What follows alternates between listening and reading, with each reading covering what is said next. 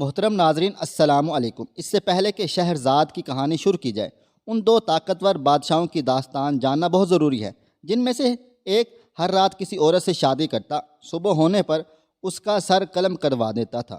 آخر کیوں؟ اگر آپ بادشاہ کے درباریوں سے پوچھیں گے تو وہ یہی جواب دیں گے کہ ان کی بیویوں نے ان سے بے وفائی کی تھی۔ اس لیے کہانی شروع ہوتی ہے چھوٹے بھائی سمرقند کے بادشاہ شاہ زمان سے۔ اس نے اپنی بیوی کو اپنے غلام کے ساتھ دیکھا اور اسی لمحے تلوار کے ایک ہی وار سے دونوں کے ٹکڑے ٹکڑے کر دیے تھے۔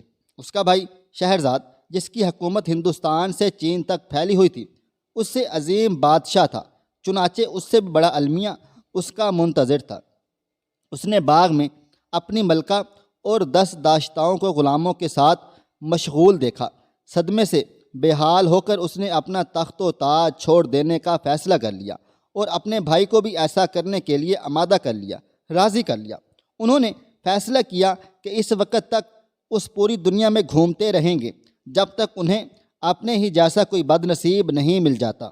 آخر کافی آوارہ گردی کے بعد انہیں اپنے جیسا ایک بد نصیب مل ہی گیا تھا، لیکن وہ کوئی کمزور انسان نہ تھا، بلکہ ایک طاقتور اور زبردست قسم کا جن تھا۔ وہ جن اپنی عورت کو 7 تالوں میں مغفر رکھتا تھا، پھر بھی عورت نے اسے 570 بار دھوکہ دیا، اور ہر دھوکے کی نشانی اس نے ان مردوں کی انگوٹھیوں کی شکل میں محفوظ کر رکھی تھی۔ اس فہرست میں دونوں بھائیوں کا بھی اضافہ ہو گیا، اور ان دونوں کی انگوٹھیاں بھی عورت نے ایک دھاگے میں بند کر کر رکھ لی تھیں۔ وہاں سے نکلنے کے بعد دونوں بھائیوں نے ایک دوسرے سے کہا کہ ہمیں عورتوں کے بغض سے پناہ ڈھونڈنی چاہیے، اور بعد پھر دونوں شہرزاد کی حکومت سلطنت میں واپس آ گئے تھے۔ شہرزاد اپنے تخت پر بیٹھا اور وزیر اعظم کو ملکہ کو قتل کر دینے کا حکم دیا۔ اس کے بعد اس نے تمام داشتائیوں اور غلاموں کے بھی سر قلم کروا دیے جنہوں نے اس باغ میں عریاں رقص کرتے ہوئے دیکھا گیا تھا۔ لیکن ان سب کے بعد بھی اس کے دل کو تسلی نہ ہوئی۔ اس نے اپنے وزیر کو ایک دلہن لانے کے لیے کہا اور صبح جلاد کے ہاتھوں اس غریب کا سر قلم کروا دیا۔ یہ سلسلہ 3 سال تک چلتا رہا۔ اس کی عوام نے اس ظلم کے خلاف احتجاج کیا، بادشاہ پر لعنت بھیجی اور خدا سے اس کی تباہی کی دعائیں مانگی۔ عورتیں مشتعل ہو گئیں، مائیں فریاد کرنے لگ گئیں، والدین اپنی بیٹیوں کو لے کر وہاں سے کوچ کرنے لگے، حتیٰ کہ وہ دن آ گیا جب وہاں ایک بھی جوان لڑکی نہ بچی، سوائے 2 کہ وہ دونوں وزیر اعظم کی بیٹیاں شہرزاد اور دنیا زاد تھیں۔ کہانی کا یہ رخ آپ کو بادشاہوں خوشامدیوں کے منہ سے سنیں گے جن کا غلبہ تمام درباریوں پر ہوتا تھا، لیکن اگر آپ کو کہانی کا دوسرا رخ سننا ہے تو ان خاندانوں سے سنیں جن کی بیٹیاں بادشاہوں کی خونی پیاس کی بھینٹ چڑھ گئی۔ وہ آپ کو بتائیں گے کہ دونوں بادشاہ دراصل نامرد تھے، انہیں کسی عورت سے شادی نہیں کرنی چاہیے تھی، لیکن تخت و تاج کے ایک وارث کے لیے عوام کے بے پناہ دباؤ میں آ کر انہوں نے شادی کی حامی تو بھر لی، یہ سوچ کر کہ انہیں ایک ایسی عورت مل جائے گی جو راز افشا نہیں کرے گی۔ انہیں ایسی عورت بھی مل جاتی، کیونکہ اکثر عورتوں کی شادی نامردوں سے ہو جاتی ہیں اور وہ تمام عمر اپنے خامدوں کی نامردی کی تعریفیں کرنے میں گزار دیتی ہیں۔ لیکن وہ صرف نامرد نہیں تھے، ساتھ میں بزدل بھی تھے، اور چونکہ وہ خود کبھی کسی کے ساتھ وفادار نہیں رہے تھے، چنانچہ وہ اپنی بیویوں پر بھی بھروسہ نہ کر سکے، اور بالآخر انہوں نے بھی وہی راستہ اپنایا جو ان جیسے بزدل مرد اپناتے ہیں، تشدد کا راستہ۔ وہ اپنی آرام گاہ سے باہر تو بادشاہ تھے، مگر اندر چوہوں سے بھی بدتر تھے، کیونکہ وہ نہیں چاہتے تھے کہ یہ راز کسی پر بھی کھل جائے۔ چنانچہ انہوں نے اپنی ہر دلہن کو جلاد کی تلوار کے وار سے خاموش کرا دیا تھا۔ 3 سال تک یوں ہی سب کچھ چلتا رہا، اور پھر ایک دن انہیں شہرزاد کی شکل میں اپنا مقابل مل ہی گیا۔ وہ خوبصورت تھی، حسین تھی، ہوشیار تھی، اس نے کتابیں پڑھی ہوئی تھیں، اس کے پاس ایک ایسا ہنر تھا جو کسی مرد کے پاس نہیں ہو سکتا، اور وہ بھی تھی طاقت، ایک عورت کی نرم و نازک طاقت۔ اس کی بہن دنیا زاد بھی اسی طرح ہوشیار اور خوبصورت تھی، اور اپنی بہن کی طرح عورت کی طاقت سے خوب واقف تھی، اور اس کا استعمال بھی خوب کرنا جانتی تھی۔ ان دونوں نے مل کر بادشاہ شہریار کو سبق سکھانے کا فیصلہ کر لیا، لیکن ان کا باپ وزیر اعظم بھی ایک مرد ہی تھا۔ وہ نہیں جانتا تھا کہ یہ نرم و نازک طاقت آخر چیز کیا ہے اور اس سے ایک زبردست بادشاہ کو کیسے شکست دی جا سکتی ہے۔ جب شہریار نے اسے اپنی بیٹیاں شادی کے لیے پیش کرنے کا اشارہ دیا تو وزیر کے پاس آسان ترین راستہ یہی تھا کہ سلطنت سے فرار ہو جاتا۔ شہرزادے اس آزمائش کے لیے تیار۔ سچ تو یہ ہے کہ وہ اسی دن سے اس موقع کا تلاش کر رہی تھی جب سے بادشاہ نے اپنی خامی چھپانے کے لیے معصوم عورتوں کا خون بہانا شروع کر دیا تھا۔ اس نے اپنے والد سے کہا، میرا مشورہ ہے کہ آپ میری شادی بادشاہ سے کر دیں، یا تو میں فتح یاب ہو کر زندہ رہوں گی یا پھر مرنے سے پہلے اسے تباہ و برباد کر جاؤں گی۔ تم نہیں جانتی کہ تم کیا مانگ رہی ہو۔ وزیر نے کہا، میں تمہارا باپ ہوں، میں اپنی بیٹی کو موت کی جانب جاتے ہوئے نہیں دیکھ سکتا۔ اپنی ماں سے کہو سامان باندھے، ہم بھی دوسروں کی طرح یہ ملک کو چھوڑ دیں گے۔ نہیں نہیں نہیں نہیں، ہرگز نہیں، میرا خون ان سینکڑوں مظلوم عورتوں سے قیمتی نہیں جو اس پاگل بادشاہ کی انا پر قربان کر دی گئی۔ شہرزادے نے جواب دیا، میں بھی شاید انہی کی طرح ماری جاؤں، لیکن اس سے پہلے میں اس مکروہ کھیل کو ختم کر کے ہی جاؤں گی۔ تم بادشاہ کے غیظ و غضب سے واقف نہیں ہو، لیکن میں جانتا ہوں چونکہ میں اس کا وزیر ہوں۔ وزیر اعظم نے کہا، میں بادشاہ کے غضب سے تو آشنا نہیں، لیکن ایک عورت کی ذہانت سے خوب واقف ہوں۔ شہرزادے نے جواب دیا، مجھے اس نیک کام کے لیے تیار کریں۔ وہ مجھے مار سکتا ہے تو مار دے، میں ایک شہید کی موت مروں گی۔ اس سے پہلے کہ ہم کہانی کو آگے بڑھائیں، میں آپ کو ایک راز کی بات بتا دینا چاہتا ہوں۔ ایک عورت کی نرم و نازک طاقت کے آگے ہر مرد نامرد بن جاتا ہے۔ یہ ذہنی کمزوری ہے، جسمانی بالکل نہیں، اور تمام مردوں میں یہ کمزوری موجود ہوتی ہے۔ شادی کے لیے شاندار تیاریاں کی گئی تھیں۔ شہرزاد کا لباس سنہرے دھاگوں سے تیار کیا گیا، اس کے لیے سمندروں سے موتی کھوج کر لائے گئے، اس کے گلو بند میں انڈے کے برابر ہیرا سجایا گیا تھا۔ پوری سلطنت اور دنیا بھر سے چن کر عطر اس کی خدمت میں پیش کیے گئے۔ اسے مزید خوبصورت بنانے کے لیے کئی دنوں تک طرح طرح کی جڑی بوٹیاں، تیل اور محلول اس کے جسم پر ملے گئے۔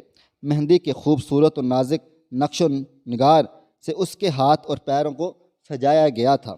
شادی کی رات دلہن کی سیج دور دراز کے باغوں سے لائے گئے پھولوں سے سجائی گئی۔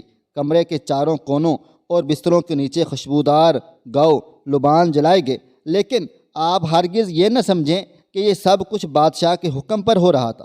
وہ شادی کی رات سے زیادہ اس کے بعد آنے والی صبح کی تیاریوں میں خاص دلچسپی رکھتا تھا۔ دلہن کا سر قلم کرنے کے لیے سب سے وزنی اور تیز تلوار کا انتخاب کیا گیا، اور اس کا خون جمع کرنے کے لیے بڑے بڑے برتن فرش پر رکھے گئے۔ بادشاہ بذات خود ہر دلہن کے لیے جلاد کا انتخاب کرتا۔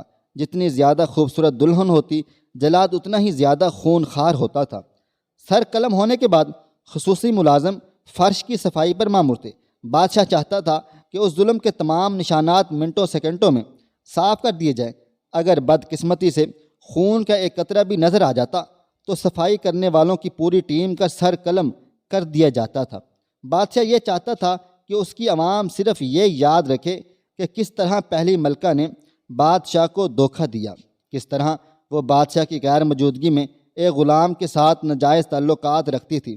اس نے اپنے پاگل پن کو ایک احساس کا تاثر دینے کی کوشش کی۔ وہ چاہتا تھا لوگ یہ سمجھیں کہ روزانہ ایک کنواری لڑکی سے شادی کر کے اور دوسری صبح اسے قتل کروا کر وہ ان سب کو ایک بہت بڑی برائی سے بچا رہا ہے۔ وہ نہ صرف یہ چاہتا کہ اس ظلم کے تمام نشانات مٹ جائیں، بلکہ اس نے یہ بھی یقینی بنا دیا کہ باہر کی دنیا کو محل کے اندر ہونے والے کارروائیوں کی بھنک بھی نہ پڑے۔ کس طرح دلہنوں کو آرام گاہ سے باہر گھسیٹ کر نکالا جاتا ہے، کس طرح وہ اپنی زندگی بخشنے کے لیے گڑ گڑاتی ہیں، کس طرح ذبح ہو جانے کے بعد ان کے جسم زندگی کی طرف لوٹنے کے لیے دیر تک پھڑپھڑاتے رہتے ہیں، کس طرح اس پاس کی زمین اور بعض اوقات بادشاہ کا لباس بھی خون سے سرخ ہو جاتے ہیں۔ نہیں نہیں، وہ نہیں چاہتا تھا کہ یہ سب کچھ باہر کے لوگوں کو پتہ چل جائے۔ چنانچہ اس بھیانک کھیل میں ملوث پورے عملے کے کانوں میں اس نے پگھلا ہوا سیسا ڈلوا دیا تاکہ وہ ان مظلوم دلہنوں کی فریاد اور رونا پیٹنا نہ سن سکیں، اور اگر ایسا ہو بھی جاتا تو وہ یہ سب کسی کو نہیں بتا سکتے تھے کیونکہ ان کی زبانیں کاٹ دی گئی تھیں۔ یہ سب سننے کے بعد آپ یقیناً یہ سوچ رہے ہوں گے کہ دلہن کے لیے یہ ساری تیاریاں شہرزاد کے باپ نے کی ہوں گی، آخر کو وہ وزیر اعظم تھا۔ جی نہیں، ان سب سے کچھ نہیں لینا دینا تھا، وہ ان سب میں ملوث نہیں ہونا چاہتا تھا، کیونکہ وہ جانتا تھا جو راستہ اس کے بیٹی نے چنا ہے وہ صرف اور صرف موت کی طرف لے جاتا ہے۔ وہ شادی کی سیج پر نہیں، قتل گاہ کی طرف جا رہی تھی، لیکن وہ اس معاملے میں مجبور تھا۔ وہ بادشاہ کے حکم پر سینکڑوں معصوم لڑکیاں اس قتل گاہ میں لایا گیا تھا۔ اب سوائے اس کی 2 بیٹیوں شہرزاد اور دنیا زاد کے، سلطنت میں اور کوئی کنواری لڑکی نہیں بچی تھی۔ سینکڑوں مار دی گئی تھیں اور ہزاروں اس ملک سے کوچ کر گئی تھیں۔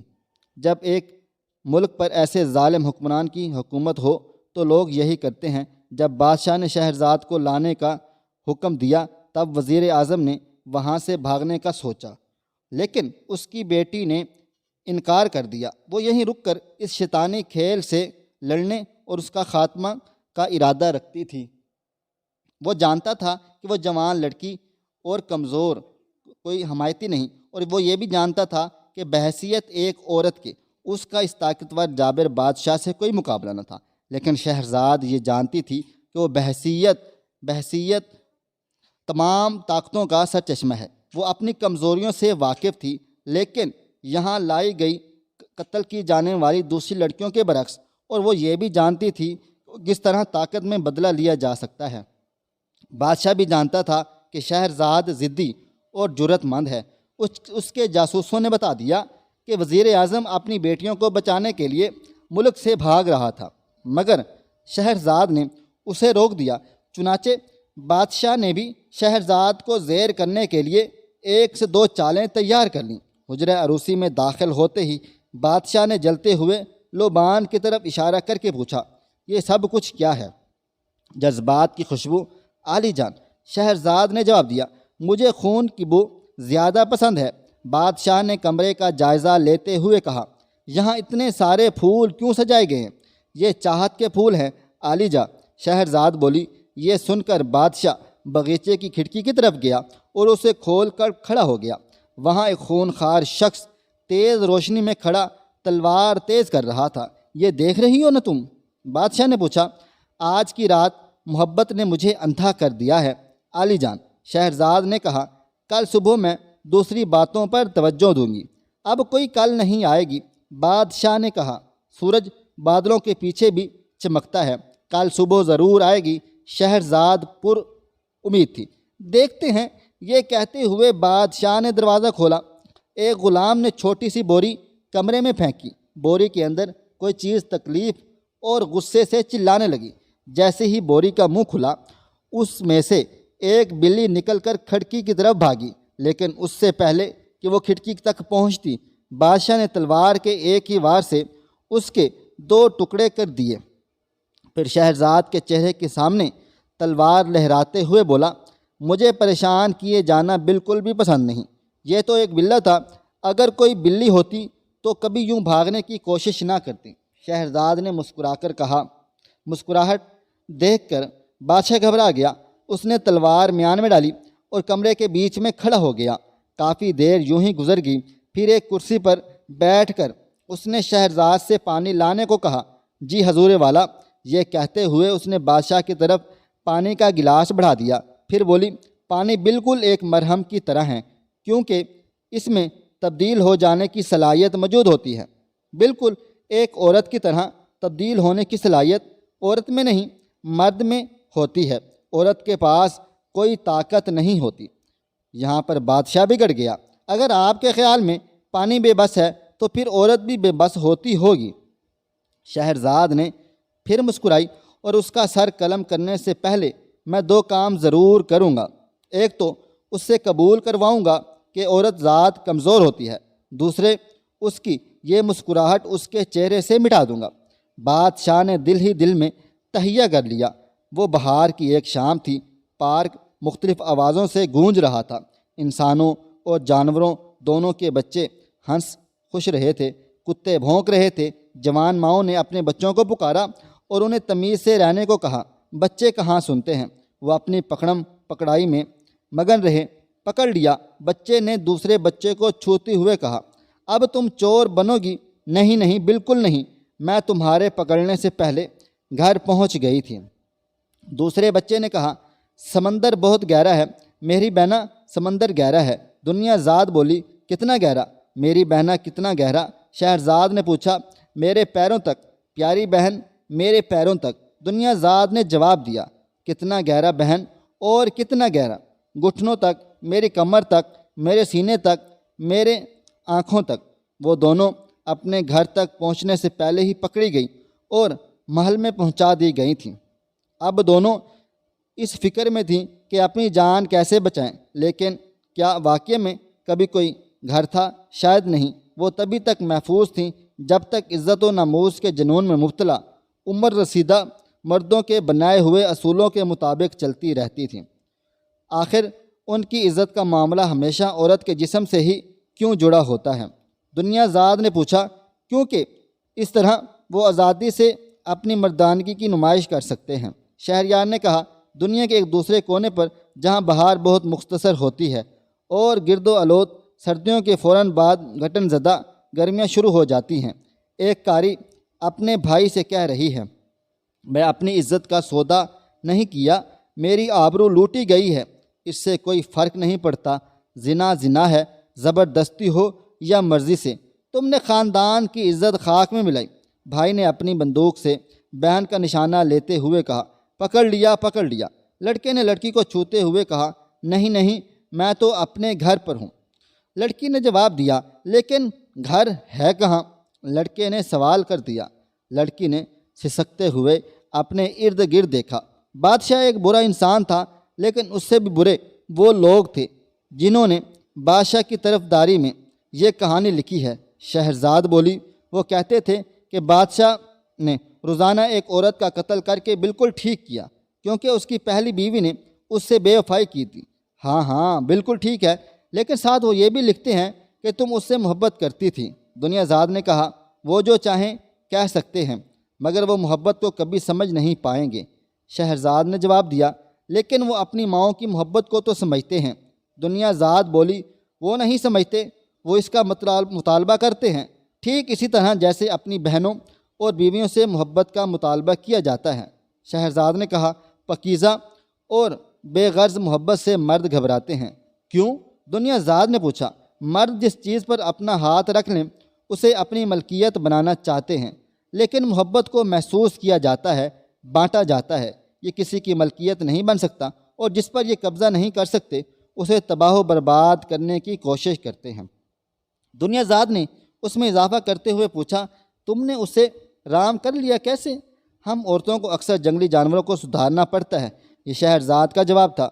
الف لیلہ میں شہرزاد نے بادشاہ کو بتایا، عورتیں مردوں سے زیادہ سمجھدار ہوتی ہیں۔ بادشاہ جو شادی کی رات سے زیادہ اگلی صبح قتل کے پروگرام میں دلچسپی رکھتا تھا، شہرزاد سے پوچھا، جو تم نے کہا وہ ثابت کرو، ورنہ عالی جاں مجھے تو ویسے بھی مر جانا ہے، میرے ساتھ اس سے برا اور کیا ہو سکتا تھا؟ شہرزاد نے مسکراتے ہوئے جواب دیا۔ بادشاہ کو بھی احساس ہو گیا کہ اس کے پاس لڑکی کو ڈرانے کے لیے کوئی اور حربہ نہیں ہے، چنانچہ وہ کمرے سے باہر چلا گیا اور تھوڑی دیر بعد شب خوابی کے لباس میں واپس آیا، لیکن وہ اپنی تلوار ساتھ لانا نہیں بھولا تھا۔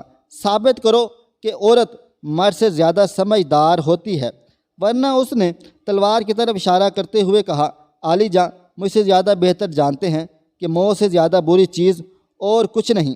میرے پاس اپنا نقطہ ثابت کرنے کے لیے 1001 کہانیاں ہیں، وہ میں آپ کو سنا سکتی ہوں، لیکن خوف کی وجہ سے نہیں، بلکہ مجھے کہانیاں سنانا پسند ہے۔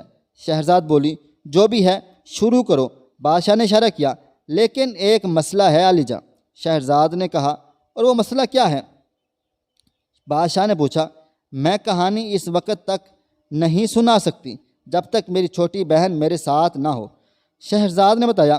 چنانچہ فوراً دنیا زاد کو بلایا گیا۔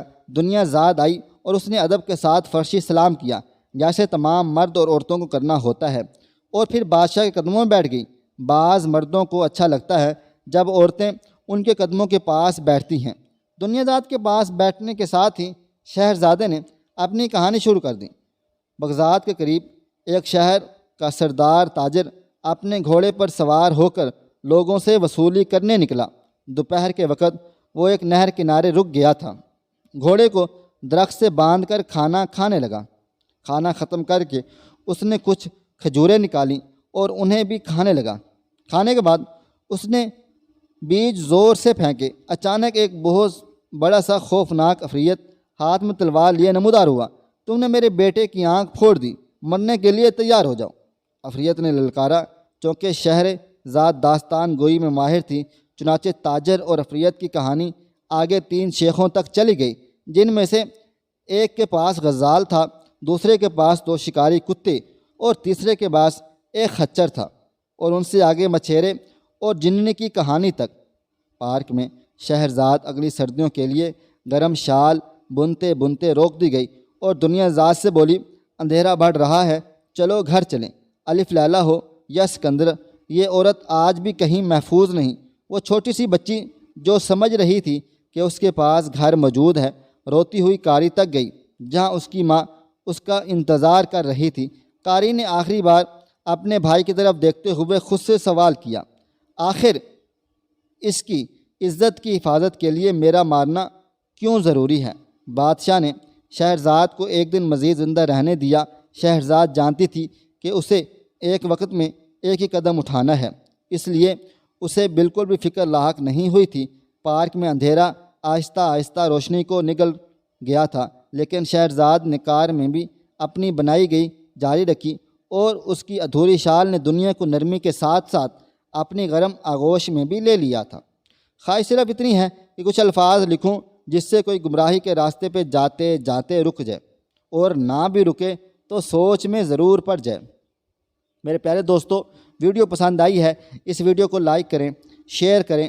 اگر آپ نے ابھی تک میرا چینل سبسکرائب نہیں کیا ہوا تو ابھی کے ابھی سبسکرائب کر لیں، ساتھ میں بیل آئیکن کو بھی ضرور پریس کر لیجئے گا تاکہ نئی اپلوڈ ہونے والی ہماری ویڈیوز کا نوٹیفیکیشن آپ کو بر وقت ملتا رہے۔ مجھے آپ اگلی ویڈیو تک اجازت دیں۔ اللہ حافظ۔